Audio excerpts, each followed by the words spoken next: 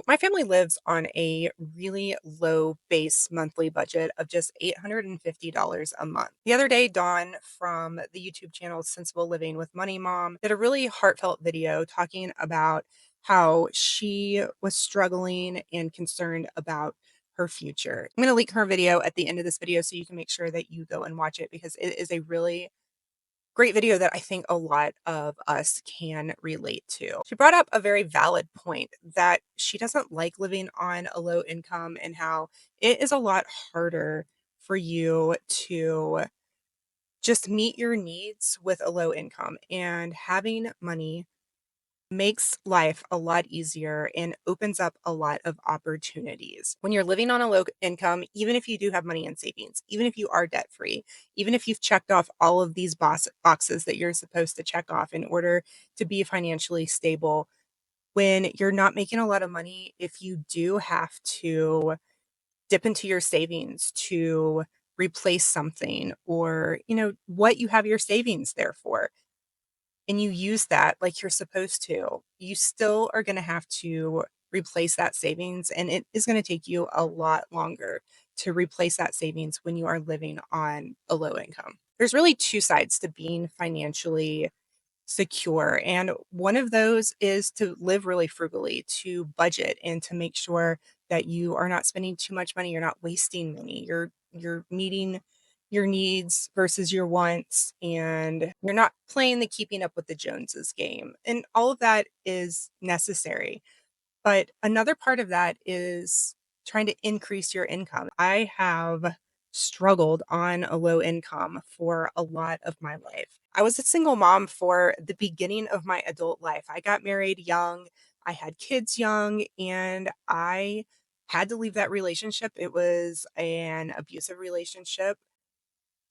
And I became a single mom in my mid 20s. Being a single parent, it's really hard to increase your income when you already have so many other responsibilities. I was taking care of two young kids on my own. I never received child support or any sort of support whatsoever. Like, I was the sole provider for my kids. I was working, I was going to school, and increasing my income was just really hard. It meant working more hours. I was going to school, to maybe get a career job.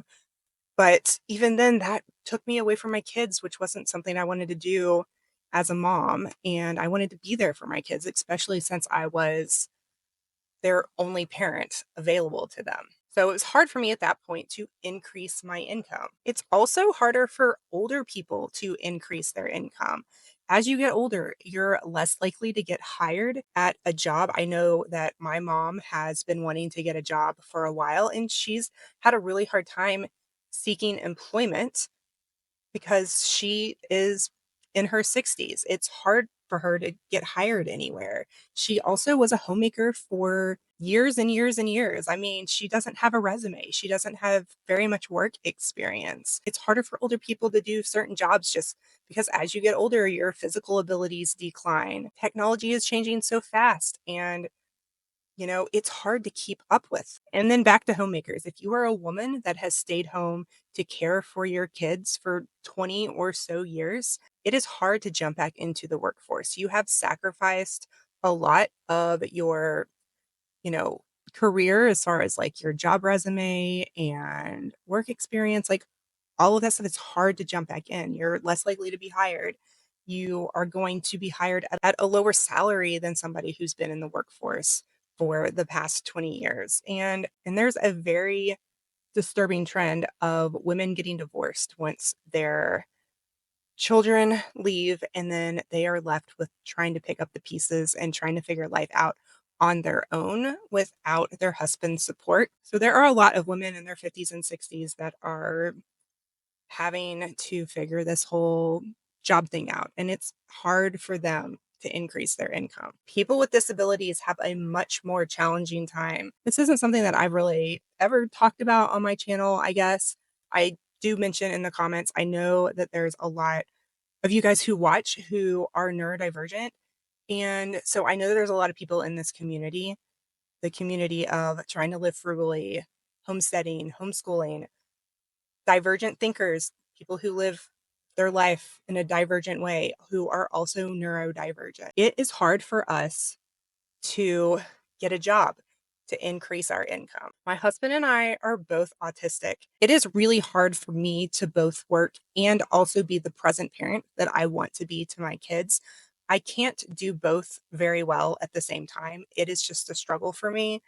And so I've had to get creative in the way that I work and make money. And that isn't the fast track way. That has been the slow, steady way of just kind of making enough money for us to survive and, changing our lifestyle to match what we're capable of doing as far as work. So my husband also has EDS that really limits his physical abilities. It makes things really painful for him. So we've been working really, really hard on our homestead, and that has caused a flare up. People always are out there judging people about people being lazy, not working hard enough, and you just don't ever know the struggles that people go through, the push through that they have. And so, we're just all out here trying to do the best that we can. I hope with my channel that I can encourage other people to live the life that they want to be happy, to be intentional, despite whatever struggles they're going through. It is hard, but there are solutions to a lot of things. A lot of negativity in life can be cured through perspective, but also there are struggles there and there are challenges that you uniquely face and nobody else does or very few other people do and nobody is going to understand your struggles or your challenges. It's hard for me to give specific advice on my channel about things because I know everybody has their own specific unique struggles. Our system is not set up for everybody to function well in a working environment. And it's not because we're lazy, it's not because we don't work hard enough. It's just not designed for us. It's just like it's not designed for a lot of kids to go to school. Kids fail in school all the time. Neurodivergent kids suffer in school. We suffer in the workplace. And so you got to get creative and think outside the box a little bit. And for us, that has mostly been focusing on decreasing our expenses. But the other side to that coin is you've got to get your income up too if you want to really be financially secure. I don't talk a lot about that on my channel because I'm still trying to figure that out. I'm trying to get us set up. We are really working on trying to increase our income this year. We have, done some outside the box things that has set us up financially for being, debt free. We live below our means. So I don't have all the answers, but we have been able to live for many years without an outside job, without a 9 to 5 job, just making money the best way that we know how with our personal skills and talents and simultaneously keeping our budget really, really low. But I 100% agree with Dawn that getting your income up and making more money is what is really going to set you free as far as, you know, not struggling and really thriving in life. Are we happy? Yes. Do we have everything that we need?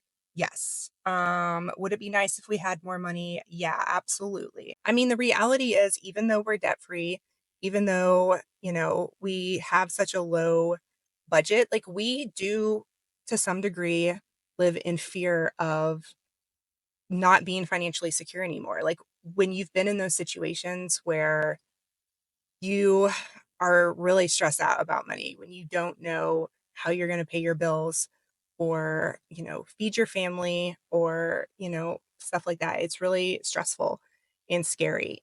And even though, we sold our house in Florida and made quite a bit of money on it, we have money in savings, enough money that we can at least start building our house. We're scared to spend that money. Like, I do not want to spend our money on building a house even though we really need to. We're procrastinating it a little bit because it's really comforting to have that money in the bank, and it's scary for it not to be there anymore. And like Dawn said, it would be really, really, really hard for us to replace that money if we ran out of it. It's not like we can just replace it quickly, and that is scary. But it's a struggle and it's hard. It's harder for some people than it is for others. So no judgment on anybody else. Definitely go and check out Dawn's video next. It is a great video. I know you guys are going to really resonate with it. As always, thank you guys so much for watching, and I will talk to you next time.